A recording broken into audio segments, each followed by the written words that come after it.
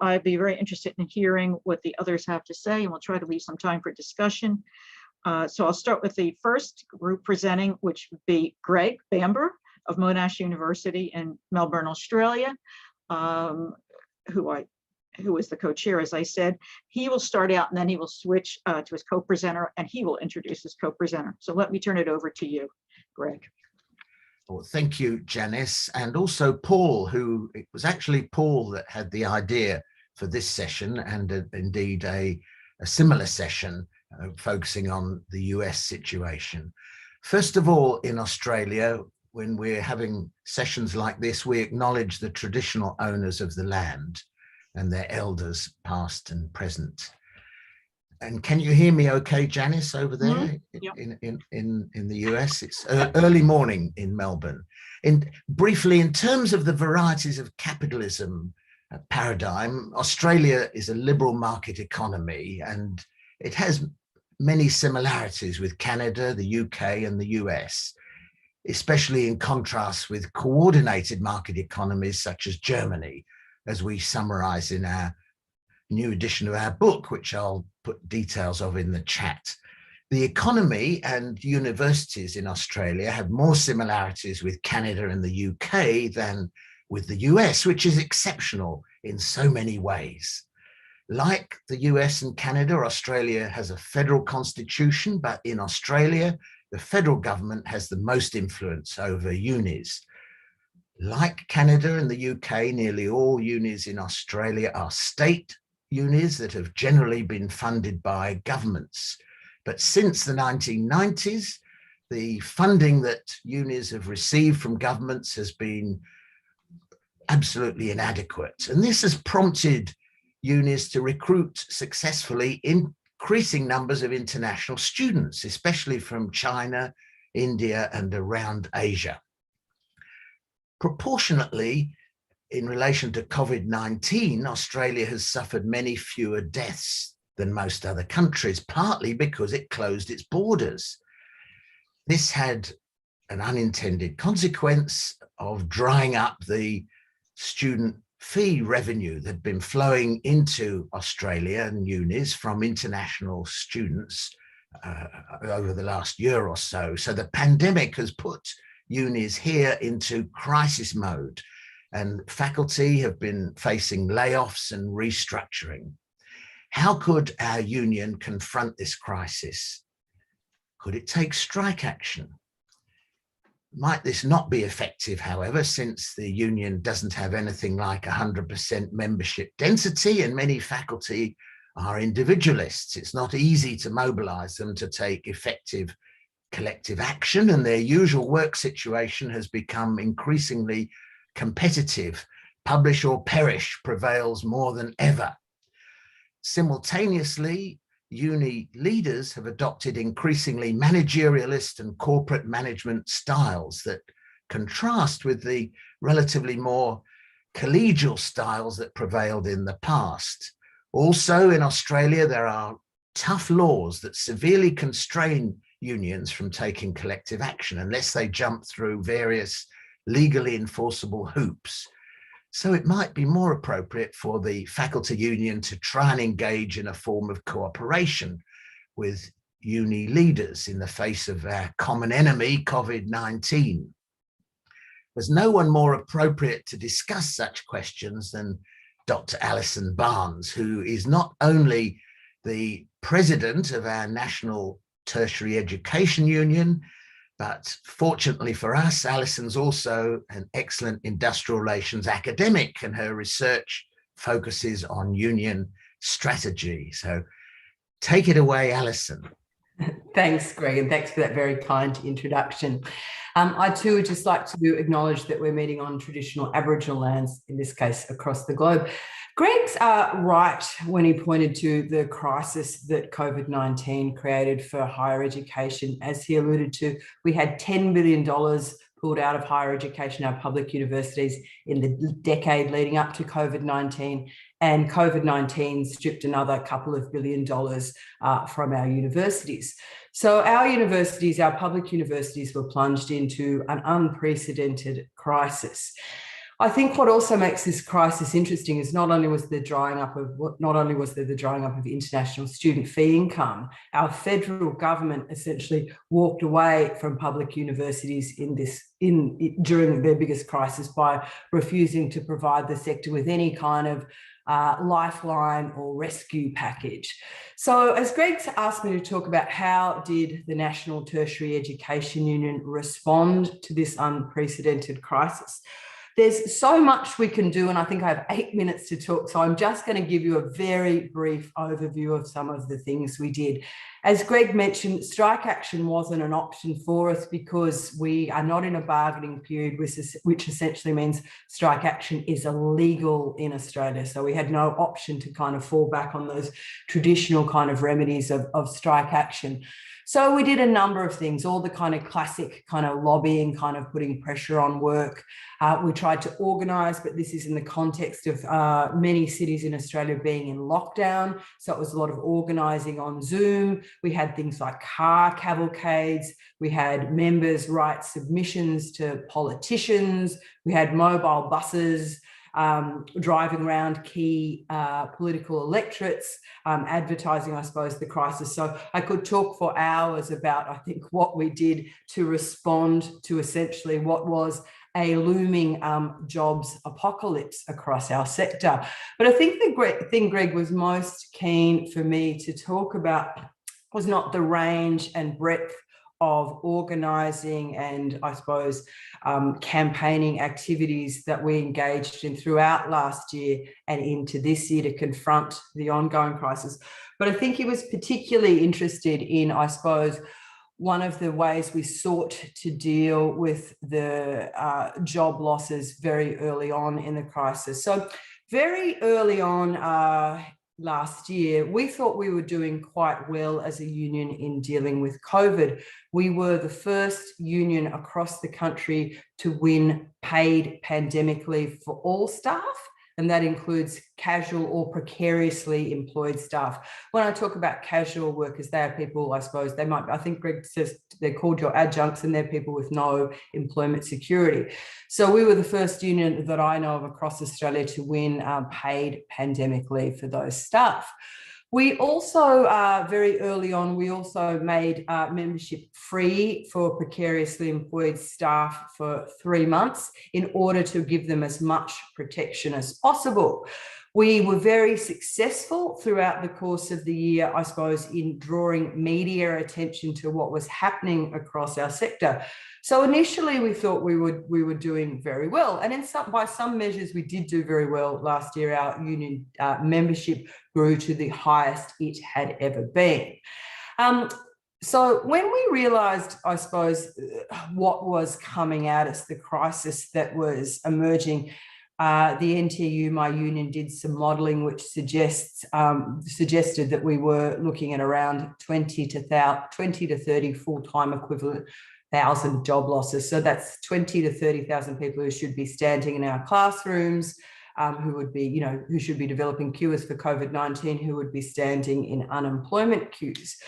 We're also, I suppose, aware that our employers might stand down staff without pay. Australia's national airline Qantas had stood down its workforce. So we were very keen to avoid the job losses and workers being stood down.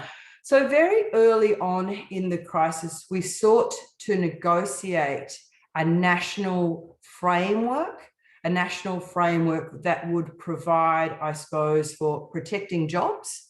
So we sought to save many, many thousands of jobs, and would also do things like stop university management standing down staff across the sector and provide protections for casuals and the like.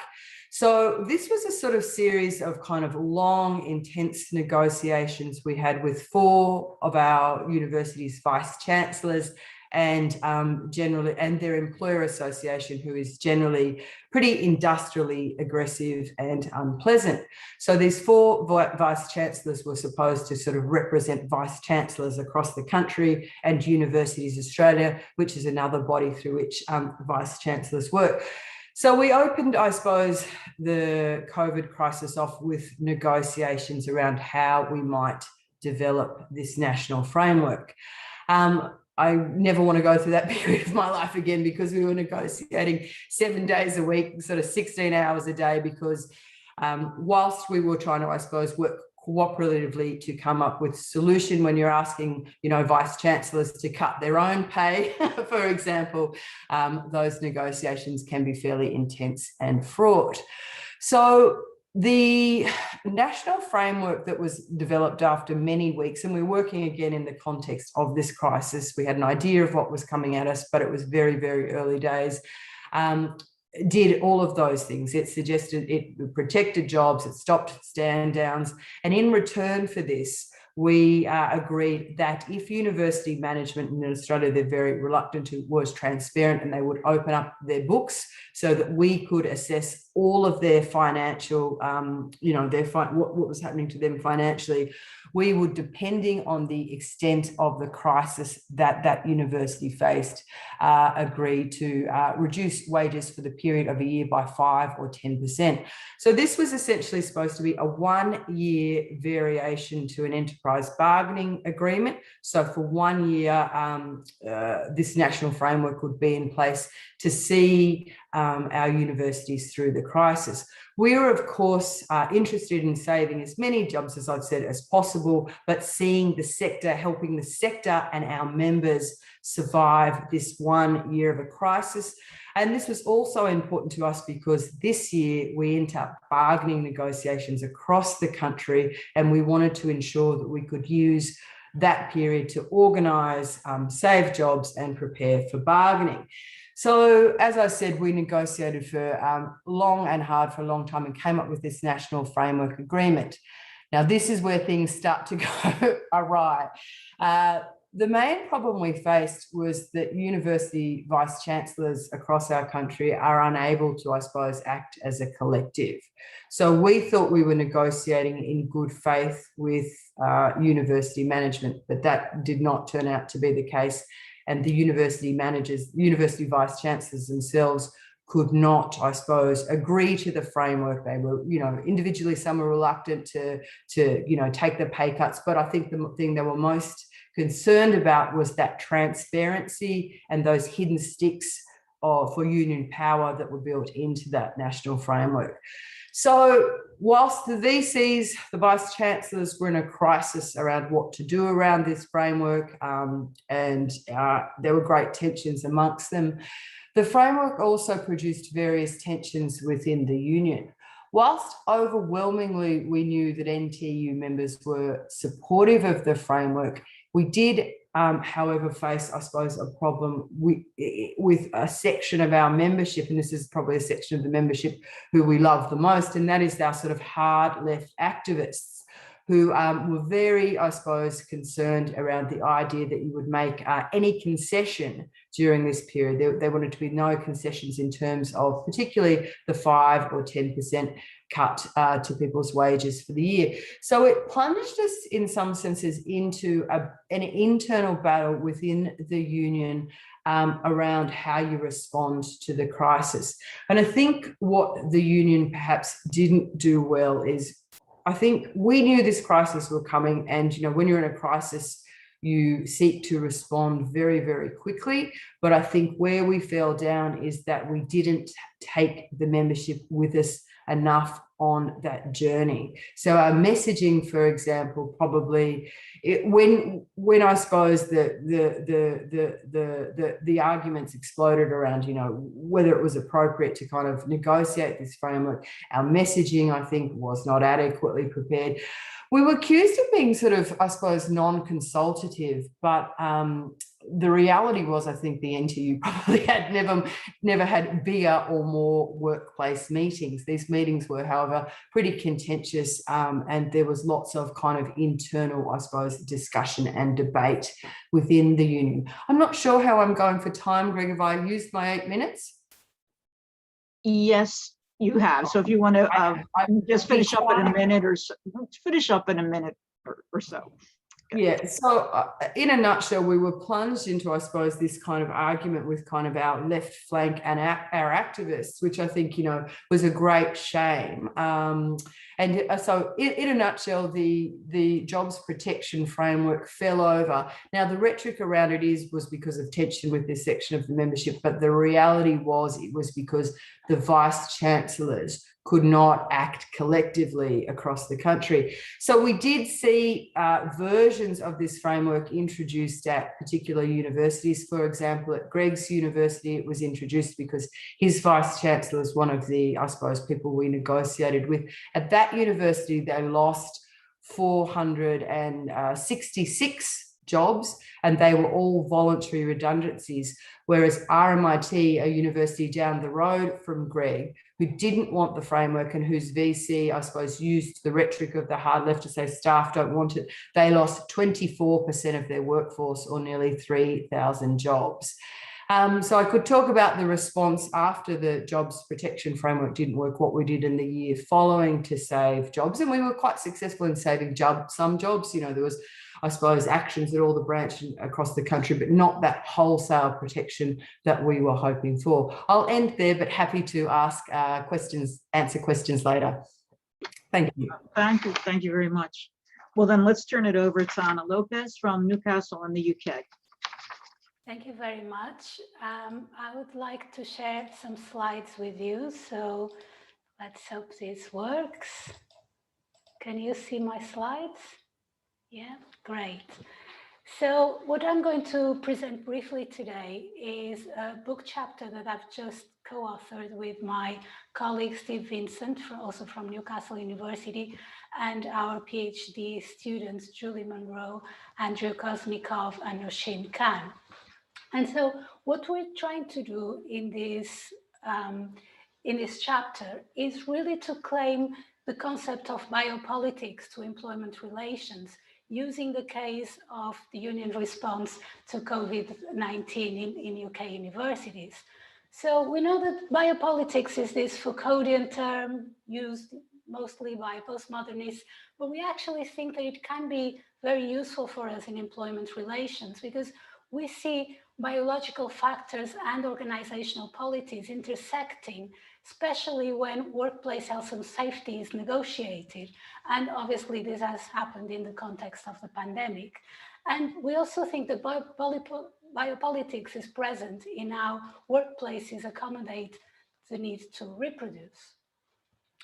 So in the chapter, we kind of cover or review the literature on the neoliberal university and marketization of higher education. I'm not going to go into any of that, but obviously the pandemic has been experienced differently by different groups of academics.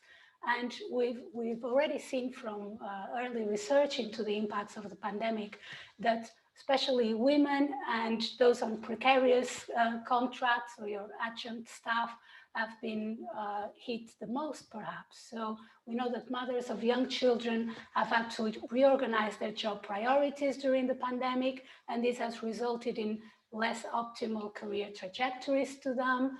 We know that articles authored by women are down at the moment, and also that women are more likely to be in those atypical or precarious contracts, and those precarious contracts have been the ones to suffer the most with the crisis. And so what has been the response of UK universities? Well, it has been to make academic staff redundant, which has happened in a few universities, not to the same extent as in Australia. Other universities have stopped renewing contracts of those on fixed terms or non-permanent contracts. Many have stopped hiring altogether, and also many have increased workloads, and especially the workloads of academics on precarious contracts. And universities as a whole in the UK have pushed very hard for students to return to campus in September 2020, even when they knew perfectly well that face-to-face teaching was not going to happen. So what we had was a bizarre situation where many students traveled across the country to be in their university towns or university cities, and then they were only having online teaching. And this action by the universities was very much supported by the government policies. And again, in the chapter, we go into those policies, but I don't have time to do that here. What I want to do is to obviously focus on the union's response. So UCU is by far the main academic union in the UK. It represents more than 130,000 academics in the country, across the country, and that includes both permanent academics and academics on precarious contracts or adjuncts, and even PhD students as well. And the union has fought back against this response by the universities and the government. So there's that quote in the bottom of the slide there by Dr. Joe Grady, who is our union's general secretary, and similarly to Alison, she's also an employment relations academic who was who ran for the post and was elected in 2019. And so she says, from the start, the government and employers pushed hard to maximize in-person working, even if it meant exposing staff, students, and the wider community to the virus. But we have pushed back at every level. And she goes on to enumerate the various ways through media work, through legal action, through advice to members and training and so on. So the main response has been this big campaign for a safe return to campus that is based on UCU's 5 tests. And these tests are based on sensible things like infection rates, planning for social distancing, testing and contact tracing, and so on and so forth. Now, this approach by the union was criticized, especially from the left membership of the union, because it meant dropping the 4 fights dispute. And this dispute was what we were fighting when the pandemic started last year. And again, there's another quote by Joe Grady at the bottom of the slide, in which she explains that actually, we were involved in 22 days of strikes, and we didn't get the results we wanted. And that was in part because the pandemic started. So the union is now prioritizing workers' health and safety, fighting redundancies, and these spiraling workloads as well. And alongside this collective campaigning and organizing, the union is also advising members to use individual safety rights to protection from danger. So this is not very common at all, that the union is advising its members to use individual safety rights rather than the collective of the union. So there is a section of a specific legislation in the UK that says that employees are protected from dismissal if they leave the workplace, or even if they say that they're going to leave the workplace because they believe they are in serious or imminent danger. So what we see, what we interpret here is the union is rallying around the biopolitical aspects of the pandemic. So we see the focus on the rights to health and safety and the protection from imminent danger as being biopolitical. And this means that a lot of what we've seen from the motions that came up in this year's conferences, women's members' conferences and Congress, focus very much on gender inequalities and precarity and this idea of the biopolitical aspects of the pandemic. So, as I said, many of the motions that were passed at this year's Congress emphasize these aspects of the pandemic. For example, this one here is just an example. There are several motions that I could use as examples where the closure of schools is highlighted and how that impacted especially those with caring responsibilities, and very often they are women, and how they often also impact casualized workers.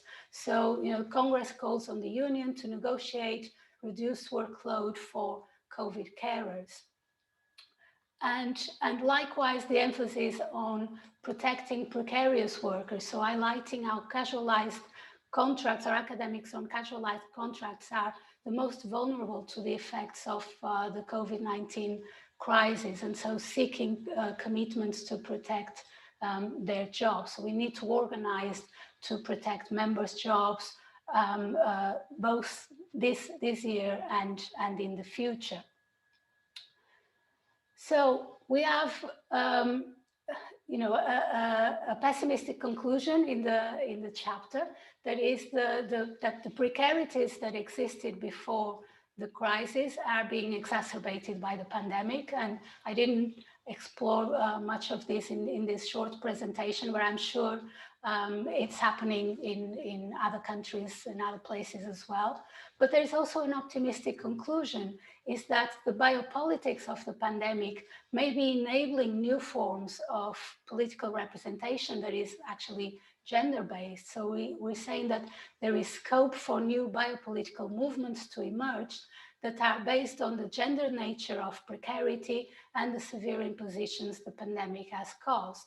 And so we think that UCU is doing well and should continue to combine its fight for increased gender equality within academic work with the fight against precarious academic employment, because the two are very much intimately related. So that was the point that I wanted to make, and I look forward to discussing or answering questions during the Q&A section. Thank you. Can you close off the screen share so we can see it? Thank you very much. And I would say that the gender aspect is very important, but it also brings up the issue that depends what country you're in, but that the people who lack security of tenure, whatever your employment law system is, tend to be disproportionately female, and of course that showed up a lot in the last year and a half. Is Rafael here yet? Yes, I'm under the name alias Nick. Great, thank you. Well, then we'll have Rafael Gomez of the University of Toronto, and will give us the Canadian part of this session. Rafael. Thank you so much. I will also share a screen, and I'm using my cousin's laptop, so I'm going to give a shout out to my cousin for stepping in when my laptop did not work. Okay, and I'm also in a place outside of the city of Toronto, so I'm hoping the Starlink Wi-Fi will kick in and not cut out. So let's, with all those caveats aside, I'm going to share my screen. As everybody says, technology is wonderful when it works.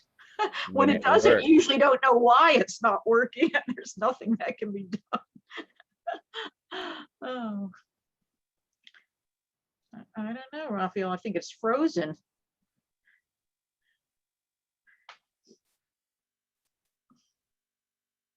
Oh dear. Yes, that didn't work. Let's try again. How can I? Your internet? Just my internet was fine. And then just try once. Sometimes you just try once more, because sometimes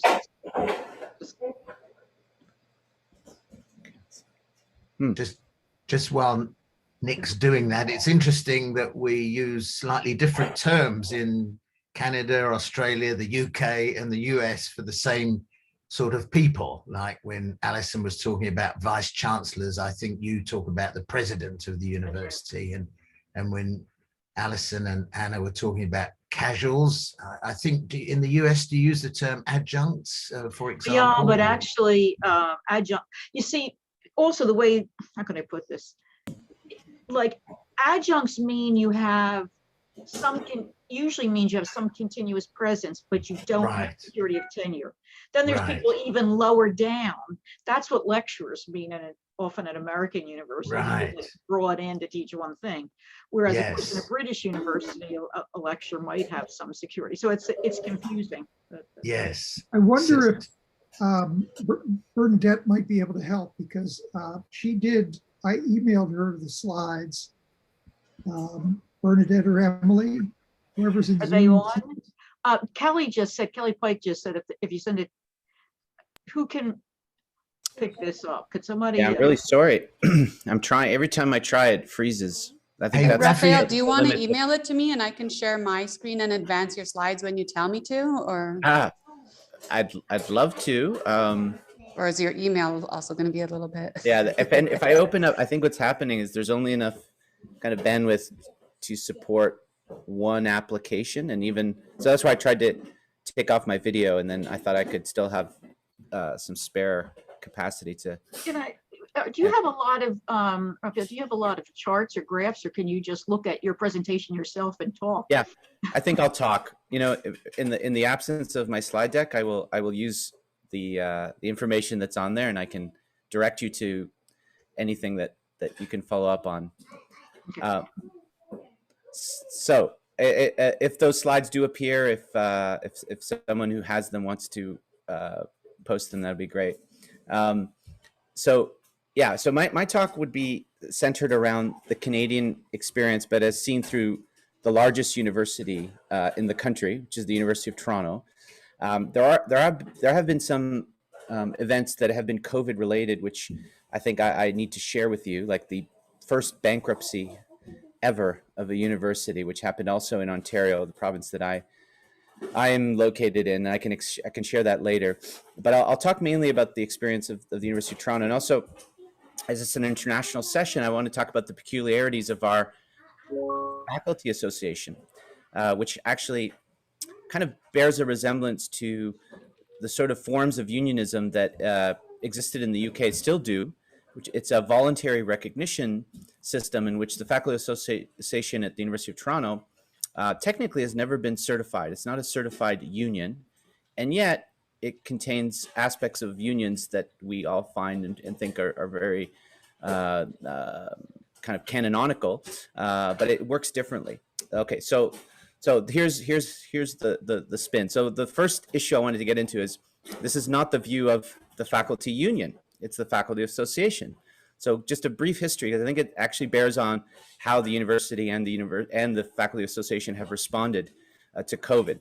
So Canada, unlike the US, which has a Wagner system, it was built on the back of the Wagner model. In 1944, we basically copied the Wagner model and created our own version, both first in the federal jurisdiction and then across all 10 provinces. These labor relations acts that exist in all 10 provinces, though, share the same characteristic. They don't have the two sections that are kind of crucial in the US system, which make it hard for non-union forms of representation to emerge inside of workplaces. And yet, why was Section 8A2, which is the kind of the key that section in the U.S. model that kind of forbids any association that's basically doing what a union's doing but is not a union? It's because we share kind of inheritance with the UK, which its union model existed without any statutory laws up until Thatcher.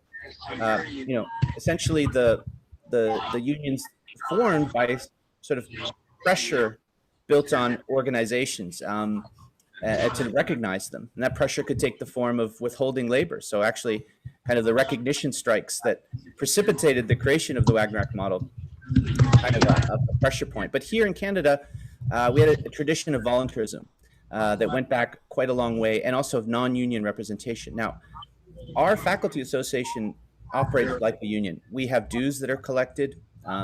We have what's called a memorandum of agreement, not the collective agreement, but the memorandum of agreement, MOA, that was the first signing of which was 1971. So everything's built on that primary agreement.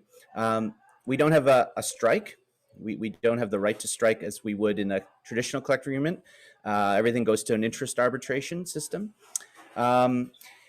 So the association itself has sometimes a problem in convincing the administration that even though we're collecting dues from all the faculty and the librarians, that it really has the commitment and the backing of all the members. Because in point of fact, throughout the years, when the administration has sort of, well, to put it bluntly, kind of pushed around and bullied the faculty association a little bit, the faculty association has countered with saying, okay, fine, we're now going to go the certification route. We're going to, sign cards, we're going to vote, and then you'll see the full force of a certified union, and you won't like it very much. So let's play collegially. And at times, there's been enough interest that maybe the administration has come to sort of meet the union or the association almost all the way in their demands. But whenever, you know, the association threatens these things, there's a question which is legitimate about how much support there really is. And neither side, the administration nor the faculty association, ever really wants to truly go there with like a poll that would reveal the true extent of a certified union. Because in point of fact, we kind of have all the benefits of being in a union. Voluntary recognizes the association, and we negotiated over wages, and we negotiate over terms and conditions of work. That said, you know, it was only until 2013 that we got to negotiate over workload, which would have been, you know, standard if we would have been a certified union. So it's slow going. It sometimes takes time for issues to emerge on quote unquote on the bargaining table, but that's the nature of our association, being voluntary recognized. We kind of have to always submit our demands to the employer in order to have a scope to bargain over that. So that's the background. I thought it was important to make that point, that we are a faculty association that is not certified. Okay, the reason that's important, I think, is because we also exist thinking about COVID and the health and safety issues. It was a good presentation by Anna just a minute ago with the UK and how this is front and center. I mean, there are many dimensions to COVID that spill over, but one in the workplace, it's a health and safety issue. And so the other issue that's pertinent to Ontario and in particular to the university is that we have a statutory law, right? A statutory framework that governs health and safety at the workplace. And it's a very Ontario-driven and inspired set of statutory rules that govern health and safety. Ontario was the first, or one of the first North American jurisdictions, in fact, jurisdictions in the world to have created statutory committees, health and safety committees, which were are composed of workers and management representatives. And this was an innovation that Ontario created in the early 70s, following a set of terrible mining accidents in the north. Originally, it was designed to become a kind of a commission to study how we can improve safety in mining. And the commissioner, a doctor actually, Dr. Ham, ended up creating a framework for the entire province. And it was the three rights that were enshrined in that statutory work. It was the right to know, the right to participate, and the right to refuse, right to refuse unsafe work. Oh, I see my slides. That's beautiful. There you go. I had a lovely slide deck. Number you should be on. Oh, you know what? Why don't you just go to the start? I guess that would be the next slide. And we can leave it there for a minute. Yeah, because that's where I kind of scratched out my title, just to point out the actual particular circumstances of our association and its creation and its link to a kind of Canadian form of voluntary recognition that goes back to a UK tradition. Yeah, the point about our statutory rules then also have an effect, because we have standing statutory health and safety committees in every department. It's made up of an employee representative or set of employees. And because we have a faculty association, these statutory rules are adhered to. You know, the funny thing about statutory rules is they only work when there's a union, and yet they're supposed to apply to any workplace. But we know from audits and from studies, statutory rules without a voice agent in the workplace usually aren't enforced. And even when there's a whistleblower, you know, there's a kind of attention, a spotlight cast by a ministry inspector, and then when the ministry inspector goes, so does the adherence to the rule. But because we have this active faculty association, we take these statutory rules seriously. And I think we could advance the slides, because I want to talk about an issue that preceded COVID that I think heightened. Yeah, you can go down. Sorry, these were all kind of backgrounds. I wanted to mention here, sorry, one of the other antecedents to our kind of history of non-union representation goes back to our prime minister, actually, Mackenzie King. He was the prime minister when we copied the Wagner model, and it was his hand that took out those provisions around banning non-union representation, because he had a hand in creating the first non-union representation systems in North America, as he was an advisor to Nelson Rockefeller. And in the early 20th century, advised Rockefeller on how to improve the very violent and terrible working conditions in his many operations. And the Rockefeller Foundation funded a lot of Mackenzie King's work on kind of conciliation, mediation, how to make labor and capital quote unquote friendly. Now, he wasn't a friend to unions, but he recognized they were an inevitability, but he wanted to hold on to his own aspiration that there could be these workplace committees inside of workplaces that could function just like a union, but wouldn't have kind of the political or the potential, what he thought of as destabilizing force of an outside independent union. And in fact, his committees still live on. Imperial Oil, which was a Rockefeller company, which still exists in Canada, celebrated its century mark for its own non-union employee committees. So that's an interesting historical thread. So you can go down. So that's where our faculty association, I think, sits in that history. Yeah, and I point out the distinction in Canada. We don't have the Section A2 provisions. There is an issue if there's a view that the workplace, say if our faculty association was viewed as being dominated by administration and was kind of solely funded by the administration as a bulwark or as a substitute for unions, then a labor board could rule it as a kind of an infringement of being able to exercise your freedom of association. So there is that provision, the one in red, but not the provision in blue. It doesn't, a committee that exists for the purpose of dealing with employee wages concerns and so on is perfectly legitimate in Canada and in Ontario. So that's where our association sits. So we can advance that slide. I want to get to the statutory rules. We can advance. Oh yes, I guess. Yeah, just go back here. So yeah, the sort of bottom bullets there reference the Ontario Health and Safety Act and how we have established health and safety committees. And I guess these operate kind of in the background mostly. Sometimes they raise issues of concern to a particular unit. Oftentimes, very rarely are they university-wide, except what happened just a couple of years ago, which I think alerted people to silent dangers that exist on our campus. We often think we're in a safe space when we work at the university. We don't think we're in high-risk occupations like construction, except there's so much construction going on at the university that something came up, which I think alerted a lot of people to the health and safety of our workplace. So I think if you advance the slides, and I want to thank, yes, so pre-COVID, we had major renovations in a very large building on a kind of southern, or actually the major part of our campus. And it turned out there was asbestos that was being released. And it turned out it had been being released for several weeks. And they hadn't completely sealed off ventilation systems. So this had circulated through an entire building. And this came out, and obviously people were kind of alarmed. And the administration was too cagey, was too non-transparent, I would say. And that hurt I guess the credibility that it had gained, that we had assumed we had as workers, as staff, as faculty.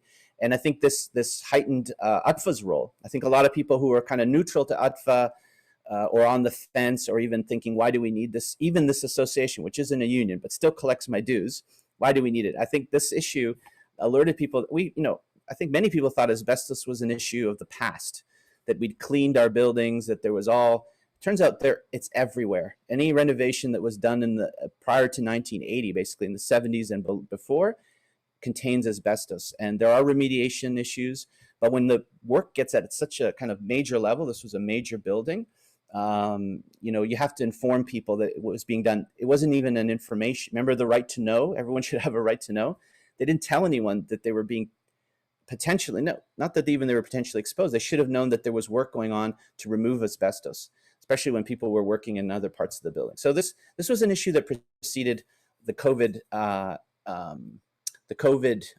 era. I think it's important because it was fresh in people's minds. So you think of this association between something asbestos, which conjures up pretty dire images of lung issues and cancer and all kinds of damage, and it happened in the recent memory of people's minds. And then you have the administration who's now coming with a plan to deal with COVID, and then how much buy-in do you get from a faculty? How much buy-in do you get from staff and so on, and students? So if I could advance the slide, I can talk about other pertinent issues. We'll just go down. These are 2 slides about the experience with COVID in Ontario. I can go down. Yeah, I'll come back. Yeah, so now I think they learned something. So the administration, I think, learned a lot from that episode, that health and safety is not just something for experts. Remember, the statutory laws around health and safety were meant to involve everyone. Safety is not a priority of the experts. Safety is a priority of workers, administration, government officials, to be sure, and every staff or member, and in a case of a university student who is sharing the workplace, is a member of promoting, creating, and being vigilant about safety. I think the university understood that as a result of the COVID experience. So they engaged students, faculty much better. There was planning that was happening, I think, behind the scenes very early on. I can speak personally to that because as a director of the center, I was privy to some of those meetings. But this past year, I have a good kind of almost counterfactual experiment. I've been on sabbatical. So I've had to learn about COVID like everyone else without privileged access. And I must say they've provided a lot more information, linking it back to the province's rules, their adaptation to those rules. They had an advisor to the president of the university, Vivek Goel, who had been the past president or the director of the public health school at the university and who had advised government. He had a weekly podcast. There was a lot more information sharing and I think a lot more transparency. So I think that was good. And there was an attempt to balance. So I think people were fed a lot of fear during this past year by public health officials. And I think we were trying to, at least it seemed like the administration was trying to provide evidence to people and be sober about it all, but not engage in kind of fear and that kind of rhetoric, fear-based rhetoric, which I think was too much part of the mainstream narrative. So we can advance the slide a bit, or just one slide. Yeah, so the bottom line is UTFA's position is a little bit muted. And I've attended UTFA meetings. They've been preoccupied with a whole host of issues. I mentioned to you before, one of our universities in Northern Ontario essentially closed. It had expanded on the backs of a lot of foreign students, mainly from China. And unlike the University of Toronto, which kind of retained a lot of those foreign students through even the online coursework, Laurentian lost them. And once they lost the revenue, and they literally declared bankrupt. This is very sad. And their university is basically lost about 40% of its faculty and staff, and its programs have been decimated. They had a pretty lively labor studies program, which has been folded into a kind of generic, well, the commerce program that they have. They'll have some courses and so on, but not a standalone program anymore. So UTFA has been trying to fight along with its affiliated members and to preserve those faculty jobs. And it's also been kind of fighting a rearguard battle against a controversy in our law school over the non-appointment of the new dean. And the attention hasn't been on return to work actually yet.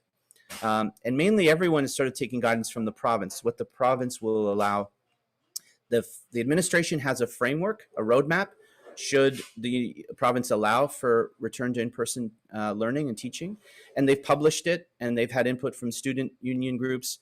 Faculty Association has had input, although I know from behind the scenes they don't feel they have enough. But I think they're recognizing that, and those were the graphs previously, that at least in Ontario, the majority of risk has fallen on older members of our society, and mostly members that have been in institutionalized settings. So if you track the level of care and then the incidence of COVID mortality, it's a very close aligned line. So our experience, even though New York got a lot of spotlight and the governor was exposed for having treaded very cagely and casually over seniors' deaths in nursing homes in New York State, we had probably the third worst after Quebec. So it goes like this: New York State, Quebec, and then Ontario, probably the third worst rates of death inside of our institutionalized care nursing home systems. And I think in Ontario, that, even though it's been exposed by some media and some investigative reporting, is still kind of it's almost like deflected by a general sense of fear. But the slides I showed you earlier, if you can go back to them, the graphs, if you can go back to the very first one.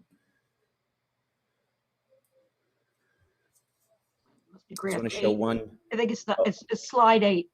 Slide 8, sorry. I didn't mean the very first slide. I meant the very, yeah. So these are our mortality rates in Ontario. This encompasses 2 years, you know, and we tend to have in public health an assessment of risk on a yearly basis for any disease. So this is accumulating 2 years worth of data where it should be 1, but you see the flat line for every age group. This is mortality risk by COVID, not who these aren't case counts. Case counts kind of go the other way. There's a big bump. People who were frontline workers who couldn't shelter at home, mostly young, were way more exposed to COVID, but thankfully they were less likely to die, but they were much more exposed. But the mortality risk only kind of increases at a very dramatic rate after 70. And then the correlation between being in a nursing home after you're 70 is also doubly high. So really our I guess our university's basically saying, going back to school in the fall, hopefully with the vaccination rates that we have, hopefully with the kind of immunity that people will have, should be safe, in addition to the kind of protocols that have been put in place, ventilation and so on, that would make a return to in-person teaching safe. Okay, so that's it. Sorry. Yeah. Right. Great. On that cheerful note, I shouldn't say cheerful, but it reminded me of something else that's quite different between countries, and it's the rate of vaccination, in part in some countries due to the availability of vaccines. So thank you, and thank you, Emily, or whoever was operating, I think it was Emily, the slides. Yes, So thank you so much, Emily. Thank you. Let's open it up for discussion. Anybody? Come on, people. You could use the chat, but if you just want to start talking, I think it also would work.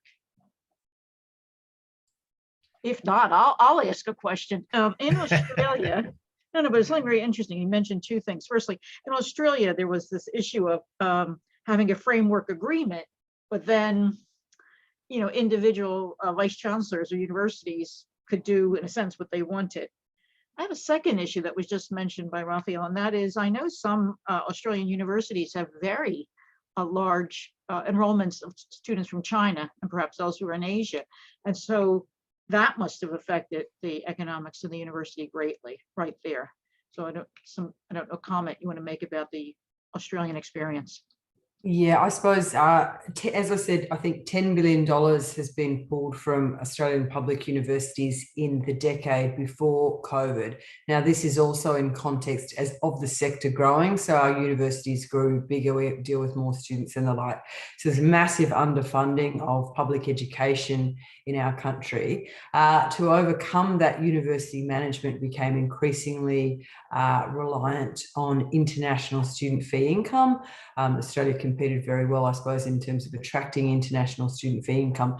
So the minute the borders were closed to international students, and Greg might remember when, but I think it was March 2020, it meant those rivers of income which universities depended on dried up. So they were immediately plunged into a rather spectacular financial crisis.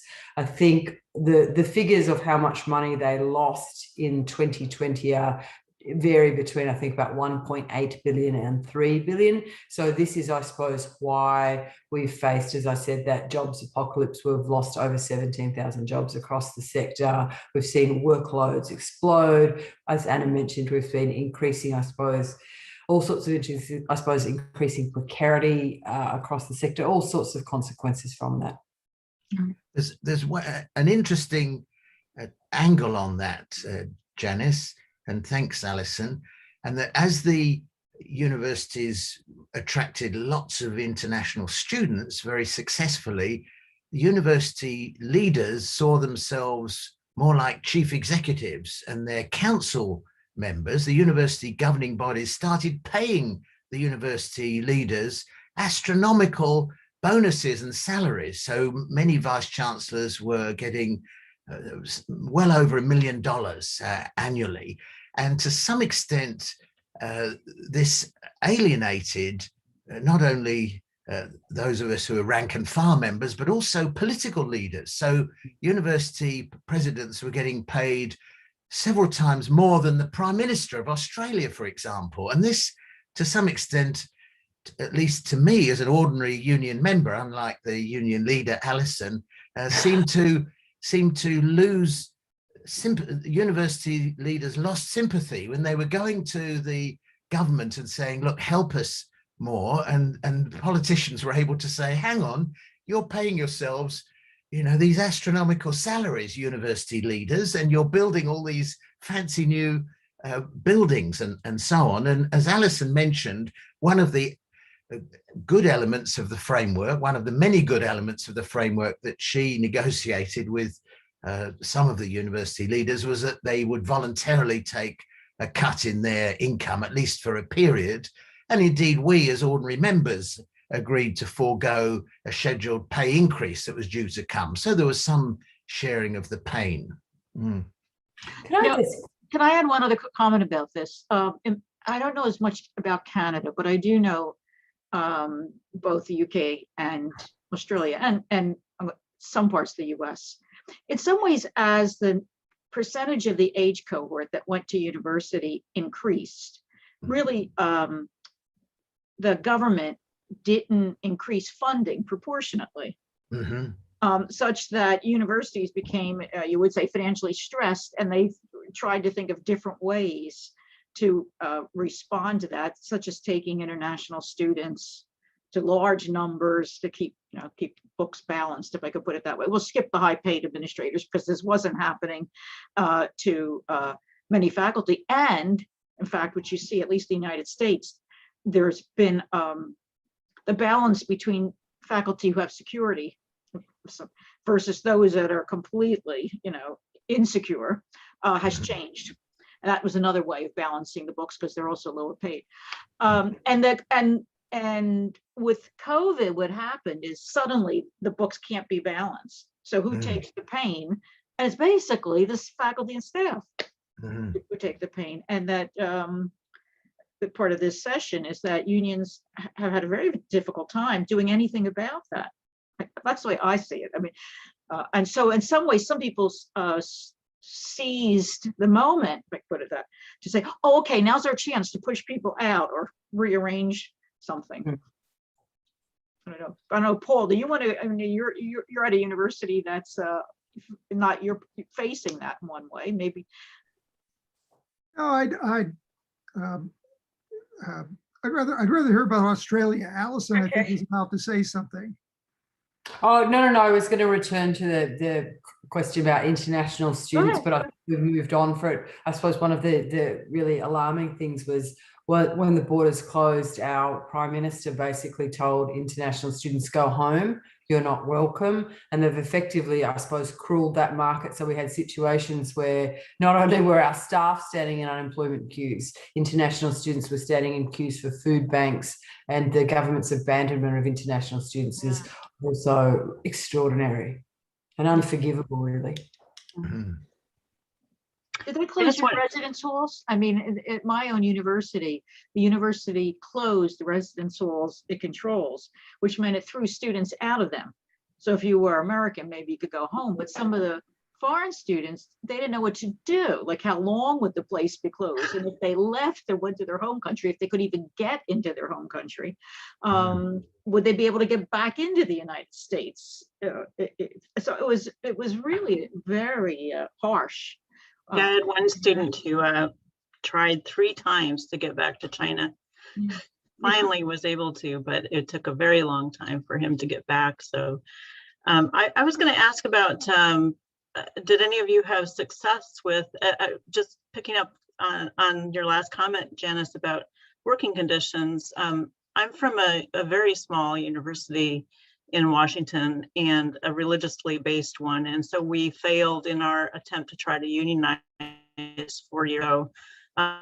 Even though over 80% of the faculty voted yes, we were deemed a religious institution, and ultimately we weren't willing to do some of the things that SEIU wanted us to do, so they dropped us, and there we have it. But but I think the threat of the union was substantial. Still, is still fresh in the minds of administrators, and because we are so small, we are very precarious and very reliant on Chinese students.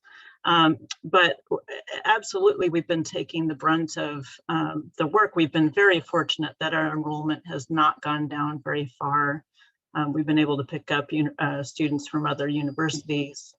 But and as far as I know, we have not had layoffs. We've had positions that have not been filled. But what we're hearing, and I'm on the faculty welfare committee again, is just so much stress, especially amongst people who are caregivers or parents, and offering many times and sort of being expected to teach in all different kinds of modalities. So we are trying to do something about that this summer. And, basically the administration's been like, yeah, we know it's been terrible, but at least we only, all suffered and that we didn't have contributions to our pension funds this year. But I just wonder if, I had advised as a chair with my faculty, please don't try to be everything to every student. Try to, and I know it's a different ballgame at larger universities, but pick maybe 2 of the 3 different modalities to use. Don't use all of them, but yet the untenured faculty, I think, still feel like they need to perform in the ways that they're expected to, catering to our private religious college. So I just wondered if anybody had any success, like working out the workload, some ideas for what we can bring into reopening in the fall. I know last fall our president said, we're so excited, we're all coming back in person, and those of us who are leaders on campus were like, the hell we are. So, but anyway, so thoughts, ideas? I think workload is one of the biggest challenges we face. It was ginormous before COVID, and it's grown exponentially. As I said earlier, we're entering a round of bargaining. So things like, and I think this is interesting across unions in Toronto and the UK, the focus on occupational health and safety. So we're using occupational health and safety to try and control workloads, and we're also using this round of bargaining, which is why we're so interested, I suppose, in building our membership, which is difficult in this context, in dealing, I suppose, with the problems around workload and insecure work, because they're fundamental to, I suppose, many of the issues our university faces. Let me just use very quickly. One of the things that happened at my university, of course, all the classes went virtual, and every faculty member I've talked to says it's a lot more work. Yeah. But the other thing that's a lot more work, and it's been gaining ground, is that students expect to be in almost continuous contact with faculty members. They're just responding to these questions. And, in the good old days, whatever they were, you had office hours, a few hours a week, and that was it. But, okay, so now COVID will be ending, at least in the United States. And now they're saying, oh, but even though we're going to go back to in-person classes, maybe we should do like some online. And so I think that the workload on faculty, the hours spent in instructional work is going way up, and yet the research demands are still there. So totally, there's so much more work, and yet there's not more pay. That's my observation. So I think that's a really astute observation, Janice. And perhaps I can just add one other dimension. One university leader said to me privately, not from Monash University, but from another university, but I think this applies to many of them. He said, look, we saw this crisis coming. We didn't want to waste a crisis. We've got some plans in our bottom drawer. We wanted to close this department or put more resources there, and we can use this crisis as an excuse to do some more fundamental restructuring under cover of COVID-19, if you like. So that's another issue. which is very difficult for a union to confront, particularly in these circumstances. Yeah. I'm looking at the time, and what time did you say that the thing? Janice, I could see that our colleague from Michigan State had his hand Go up ahead, for a go ahead. while. John. I can't see, I'm sorry, I can't see everybody, so. Okay. Janice, my first question is, how many more minutes do we have? Because I'm speaking and it's overtime. Well, I think that. And I don't think you're getting paid, nor is Paul Clark or Greg. I keep telling any Paul of it's- the Alison or people I don't know. What? I've been telling Paul to talk, and he's been very good. I thought that, Greg, when does the next thing start? 5:30?